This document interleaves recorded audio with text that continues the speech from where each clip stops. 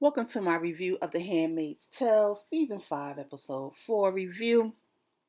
We open up with June swinging her daughter on a swing. She's looking off into space, sky. I don't know what she's looking at, but I'm assuming in her head she's trying to figure out how to kill Serena because that's what this whole episode was about. Her wanting to kill Serena but prevent herself from doing it. But anyway, this lady walks up to her and says she has a beautiful daughter, snaps her out of her trance, and the lady recognizes her and says the baby name is Nicole, right? She obviously is someone who's in agreement with the Gilead way of life. And June is kind of pissed off because the lady tries to reach for her daughter. June hems her up against a pole and was like, basically, don't touch my daughter. And June, you can see in her face. I have to say she's a good actress because you can see when she having her crazy moments and she in her head like she wanted to hurt this lady, but she took it back. She just told her F you and walked away. So June and her husband are in therapy. She explained the situation that happened today. The therapist said that, a lot of women are having infertility issues in this time. So it's typical for a woman to do what she did to June. And June let them know that it got physical, and they chalked it up to, she was protecting her baby Nicole, which she was. And they just trying to figure out how June could get to a place where she won't be physical. Listen, June is damaged. She been through a lot in Gilead, so she got triggers. So the therapist brings up Serena's name. June was about to go on a tangent, but her husband reeled it back in and changed the subject,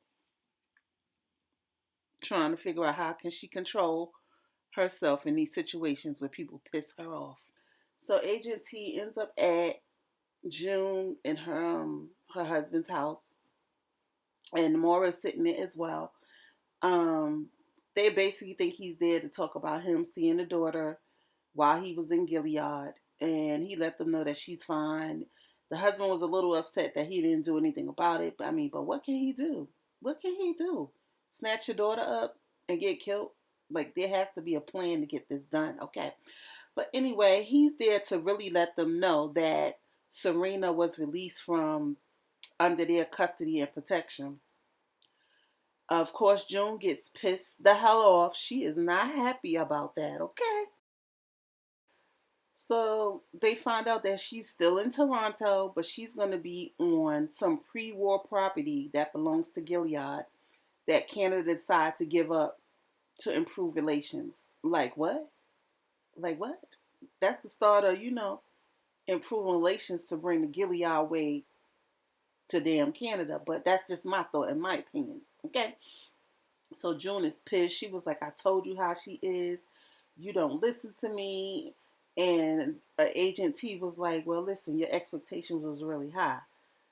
Child. So he also lets them know that Serena's going to be there to head the cultural center, which shows the lives and the ways of Gilead. Child, these people are pissed off, okay? Especially June. So getting back to the lives and the ways of Gilead. So Serena is pregnant.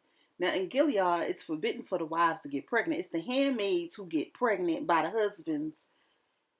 So in my mind, I feel like Gilead is using Serena to show a different light of what goes on in Gilead. And then once she had that baby, they're going to throw her to the curb like a rotten apple, okay? Somebody going to take her baby and she going to be thrown to the curb like a rotten apple. I wonder if they're going to make her handsmaid. No, they can't make her hands. Well, they might make her handsmaid or a Martha. I don't know. Just my thoughts. Imagine that. So June's husband, he said he's going to find that building. He know a guy. They're going to come up with some violation codes so they could shut that doggone building down. Okay? He going to make it happen. June gets June is a little pissed off, but she don't show it. She's actually rather calm for the husband.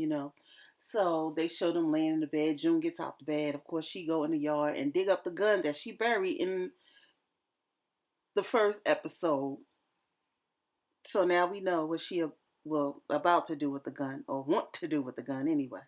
So June drives her little happy ass on over to the building where Serena is living. She pulls out the gun, and of course, there ain't nothing working on the gun because when she buried the gun, she didn't cover it up, so it's all jammed with dirt.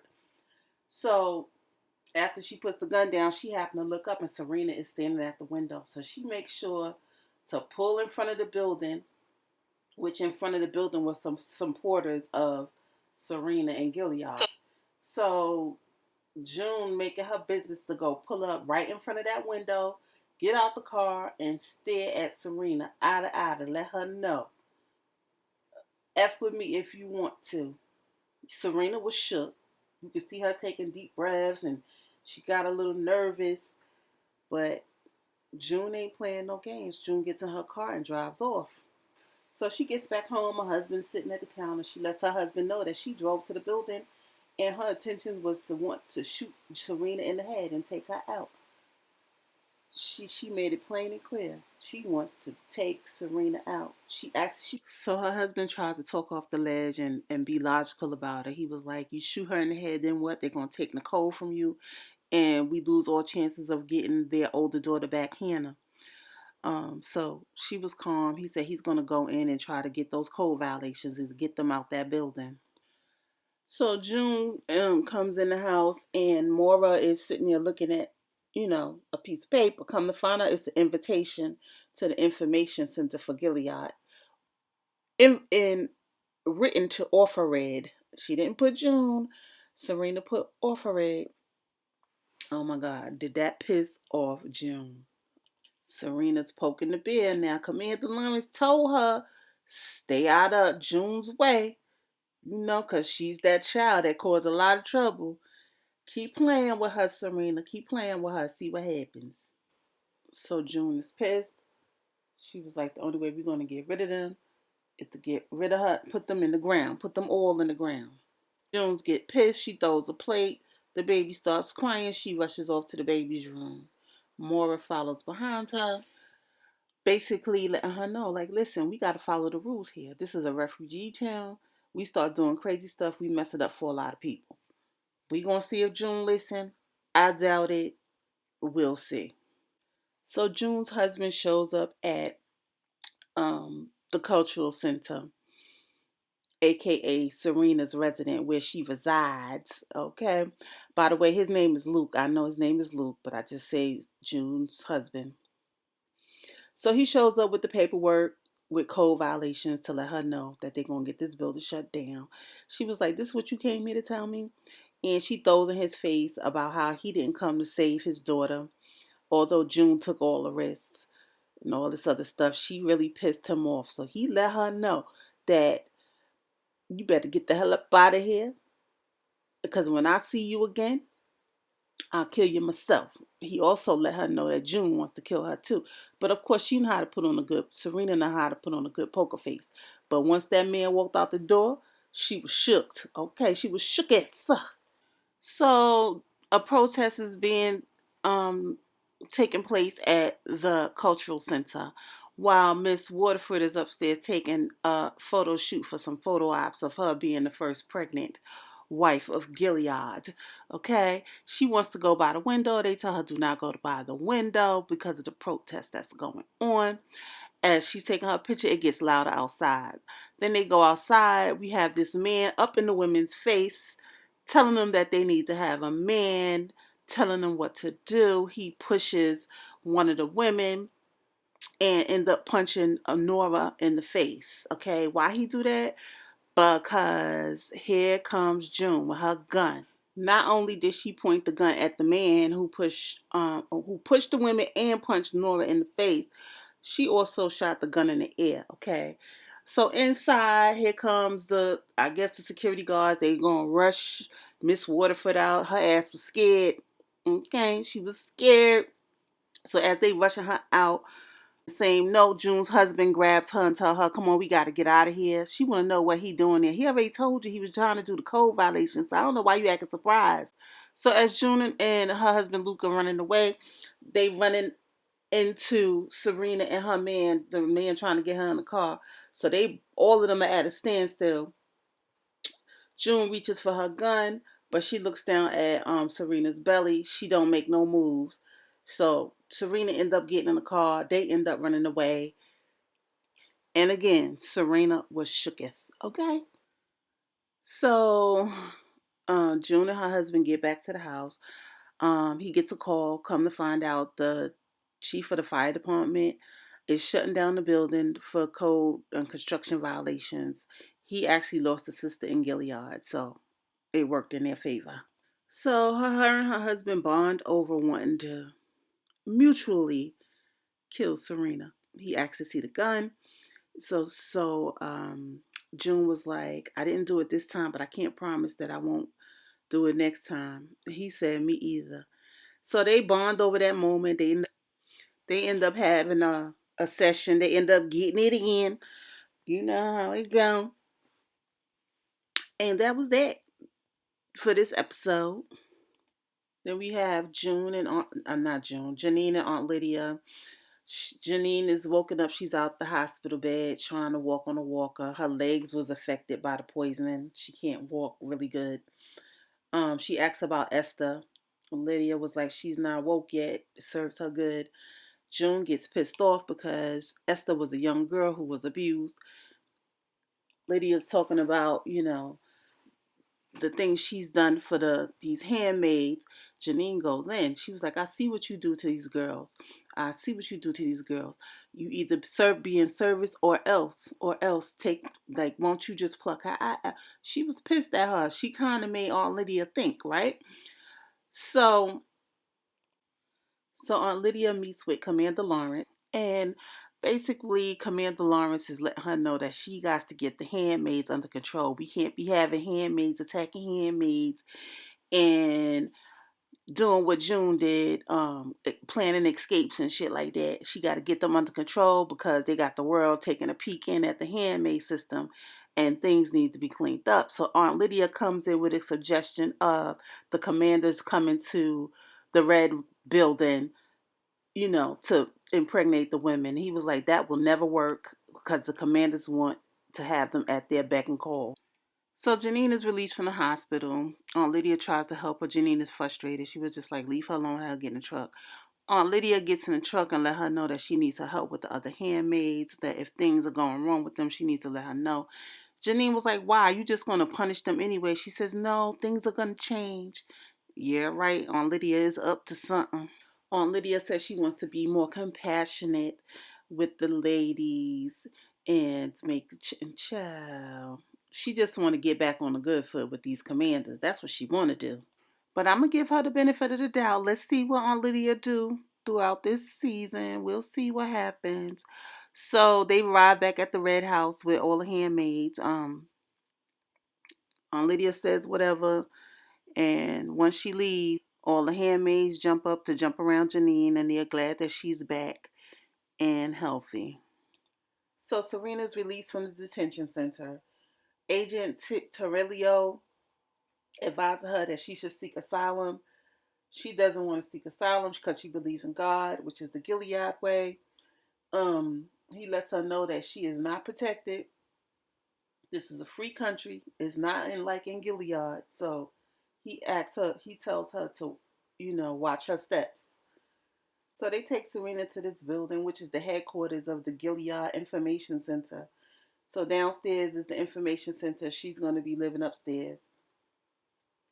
So they show supporters that are outside, and as the supporters are outside, you see June drive up. She done dug up that gun that I talked about earlier, that I told you we didn't know what she was going to do with it. Well, we found out what she's going to do with this gun. Only problem is the gun is jammed because it got all this dirt and stuff in it from her burying it. She didn't even cover the gun up in no plastic or nothing. But anyway, she sees Serena standing in the window looking at her supporters. So she drives up to make sure Serena sees her. They stare at each other eye to eye. And I can tell you, June put some fear in this woman's heart because she started breathing heavy, and she turned around to ask the guy that's guarding her, is there anything you could do about it? She was shook, y'all. She was shook. So we got Serena in her working quarters, um, trying to do things to make herself feel important. I wonder if she know that she's there just to be a filler.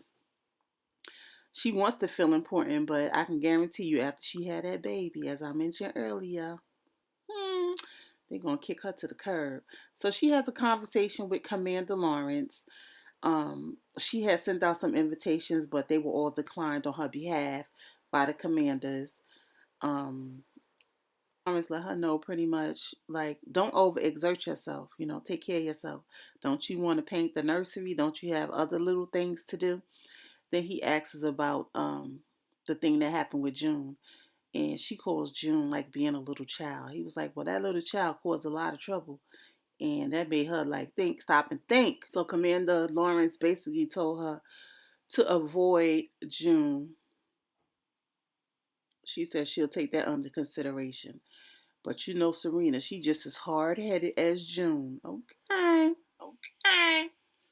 So as June and her husband getting in, they switching back and forth to Miss Waterford being taken to a safe house, which is in Gilead property or territory. And they take her to this house um, where there is, I'm assuming, a wife there. Not assuming, there is a wife there. So the wife sees Miss Waterford. She gets excited. She bends down and touches the belly of Miss Waterford and starts saying a prayer, which only put in mind to me because this would made me know that I wasn't really paying attention to the prayer that they would say once the handmaids got pregnant. But it seemed like it was one of them prayers that they said once the handmaids got pregnant, because Serena had this look on her face, which takes me back to my thought. Once she had that baby, what's gonna happen to her? They gonna turn her into a handmaid, or they gonna kick her to the curb, or she gonna be a Martha, one or the other. So they end the scene with, or this episode with June lighting a fire, burning the invitation, and burning the envelope that says offer it. But they're playing this song called Never Break the Chain. Well, that was the chorus of the song. So is that symbolic of ain't nothing gonna change? Ain't nothing gonna change. The handmaids is gonna be the handmaids, the wives gonna be the wives, and Miss Waterford is gonna be fucked once she have that baby. Anyway, guys, that's all I got. Like, comment, and subscribe. Come down in the comment section if you want to talk about the review I did. Again, thanks to all my new subscribers. I really appreciate you. Have a great day. Peace.